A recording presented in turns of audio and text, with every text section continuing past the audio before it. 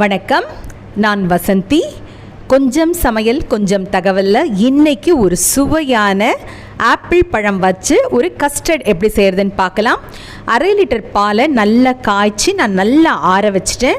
ஆறின பிறகு custard powder கடைகளில் விற்பாங்க.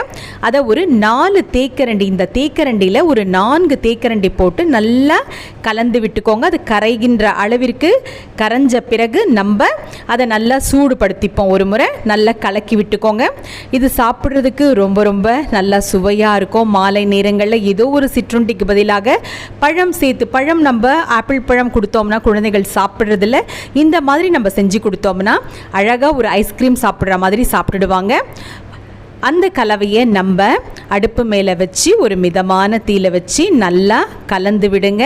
அது நல்லா கட்டி அழகாக சேர்ந்து வரும். அப்போ நம்ம சர்க்கரை சேர்த்துக்கலாம்.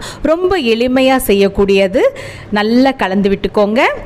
உருண்டை பிடிக்காமல், அடி பிடிக்காமல் பார்த்து கட்டிகள் இல்லாமல் கலந்துக்கோங்க. சர்க்கரை பாருங்கள், சர்க்கரை கொஞ்சம் சேர்க்குறேன். அதாவது இந்த தேக்கரண்டி நான் கலக்கிறேன் பாருங்கள், அந்த தேக்கரண்டியில் ஒரு 3 தேக்கரண்டி அளவு நான் சர்க்கரை சேர்த்துருக்கேன். அதுவே போதுமானது. ஏன்னா பழத்தில் வேறு இனிப்பு இருக்குது. நீங்கள் பார்த்து போடலை அப்படின்னா இன்னும் கொஞ்சம் சேர்த்துக்கோங்க. சர்க்கரை நல்லா கரைஞ்சி வந்த பிறகு பாருங்கள், ரொம்ப அழகாக இருக்குது. எவ்வளோ அழகாக வந்திருக்கு பாருங்கள். கட்டிகள் இல்லாமல் நம்ம கலக்கி விடுறதுல தான் இருக்குது. இந்த தேக்கரண்டியில் 3 தேக்கரண்டி சர்க்கரை நான் சேர்த்துருக்கேன். நீங்கள் பார்த்து சேர்த்துக்கோங்க. ஆப்பிள் பழம் பார்த்தீங்கன்னா தோலோடு சாப்பிட்றது தான் நல்லது அப்படின்னு சொல்லுவாங்க. ஒரு நாளைக்கு நம்ம ஒரு ஆப்பிள் பழம் சாப்பிட்டோம்னா மருத்துவர்கிட்ட போகவே வேண்டாம் அப்படின்னு ஒரு பழமொழியே இருக்குது. ஆனால் இப்போ எல்லாம் இந்த ஆப்பிள் பழம் கெடாமல் இருக்கிறதுக்கும் மினுமினுப்பாக இருக்கிறதுக்கும் மெழுகு தடவுறாங்க. அந்த மெழுகு தடவி இருக்காங்களான்னு நீங்கள் பழத்தை எப்படி கண்டுபிடிக்கணும்னா, இந்த மாதிரி ஒரு கத்தியை வச்சு லேசாக மேலே அப்படி உரசுற மாதிரி பண்ணுங்கள். ரொம்ப அழுத்தி பண்ணிங்கன்னா பழம் தோல் வந்துடும்.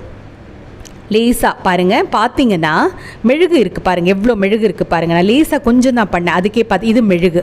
இந்த மெழுகு இருந்ததுன்னா கண்டிப்பாக நம்ம ஆரோக்கியத்துக்கு நல்லது கிடையாது. பாருங்கள் இவ்வளோ மெழுகு இருக்குது பாருங்கள். இன்னுமே நம்ம தேய்ச்சோம்னா, அதனால் நம்ம என்ன பண்ணணும், தோல் சீவிட்டே கழுவிட்டே நம்ம பழத்தை நறுக்கி போடலாம். ஏன்னா தோலோடு சாப்பிட்றது தான் ரொம்ப நல்லது. ஆனால் இந்த மெழுகு சேர்க்கறதால அது நம்ம உடலுக்கு நல்லது கிடையாது.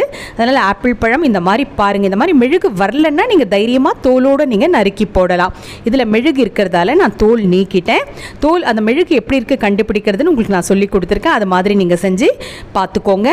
இப்போ இந்த ஆப்பிள் பழத்தை நல்ல சிறிய துண்டங்களாக நறுக்கி உடனே, ஏன்னா நிறம் மாறிடும், இது உடனே அந்த கலவையில் போட்டு நல்லா கலந்து ஒரு குளிர்சாதன பெட்டியில் ஒரு 40 நிமிடம் வச்சிங்கன்னா நல்லா சில்லுன்னு இருக்கும். அப்போ நம்ம குழந்தைகளுக்கு கொடுக்கலாம், நம்மளும் சாப்பிடலாம். ரொம்ப ரொம்ப நல்லது சொல்லுவாங்க. எந்த ஒரு கெடுதலுமே இல்லாத பழம் அப்படின்னு சொன்னால் அது கட்டாயமாக ஆப்பிள் பழம் தான். ஆனால் நிறைய பேர் நம்ம விரும்புறதில்லை. ஆப்பிள் சாறு கூட நம்ம வெளியே போனால் நிறைய விரும்பி குடிக்க மாட்டோம். இந்த மாதிரி நம்ம அப்பப்போ வாரத்துக்கு 1 முறையோ 2 முறையோ செஞ்சு சாப்பிட்டோம்னா சாப்பிட்றதுக்கும் சுவையாக இருக்கும். நல்ல சத்துக்களும் நம்ம உடலுக்கு சேரும். மறக்காமல் என்னுடைய காணொளியை பதிவு பண்ணுங்க.